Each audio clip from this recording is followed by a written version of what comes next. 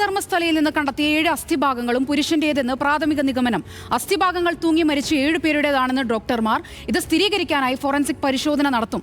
അസ്ഥികളിലൊന്ന് കാണാതായ കുടക് സ്വദേശിയുടേതാണെന്ന സംശയവും SITക്കുണ്ട്.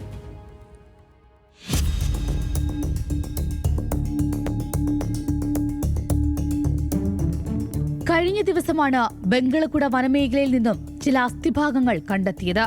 കുഴിച്ചുള്ള പരിശോധനയിലായിരുന്നു വനത്തിന്റെ നടുഭാഗത്തു നിന്നും അസ്ഥികൾ കണ്ടെത്തിയത്.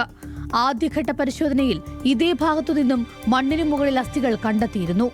ഇത് പുരുഷന്റേതാണെന്നായിരുന്നു സ്ഥിരീകരണം. അതിനു പിന്നാലെയാണ് ഒരേ സ്ഥലത്തു നിന്നും 7 തലയോട്ടികൾ ഉൾപ്പെടെയുള്ള ഭാഗങ്ങൾ ലഭിച്ചത്.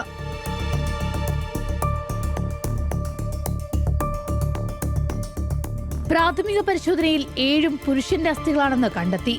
SITക്കൊപ്പമുള്ള ഡോക്ടർമാർ നടത്തിയ പരിശോധനയിലാണ് കണ്ടെത്തൽ. അസ്ഥിയിലെ ചില പൊട്ടലുകളും കഴുത്തിന്റെ എല്ല് ഭാഗത്തുണ്ടായ വ്യതിയാനങ്ങളും പരിശോധിച്ചപ്പോഴാണ് 7 വർഷത്തിലേറെ അസ്ഥികൾക്ക് പഴക്കമുണ്ടെന്നും തൂങ്ങി മരിച്ചതാകാമെന്നുമുള്ള നിഗമനത്തിൽ ഡോക്ടർമാരെത്തിയത്.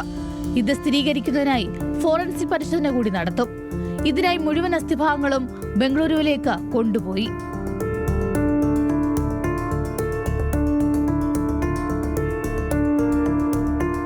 പ്രദേശവാസികൾ സൂയിസൈഡ് പോയിന്റ് എന്ന് വിളിക്കുന്ന മേഖലയ്ക്ക് സമീപത്തു നിന്നാണ് ഈ അസ്ഥികൾ കണ്ടെത്തിയതെന്നാണ് വിവരം.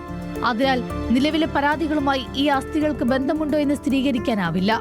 കൂടുതൽ മൃതദേഹാവശിഷ്ടങ്ങൾ ലഭിക്കുന്ന സാഹചര്യത്തിൽ പരിശോധന തുടരാനാണ് SIT തീരുമാനിച്ചിരിക്കുന്നത്.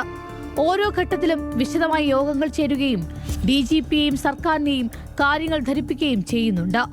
ന്യൂസ് മലയാളം, ധർമ്മസ്ഥല.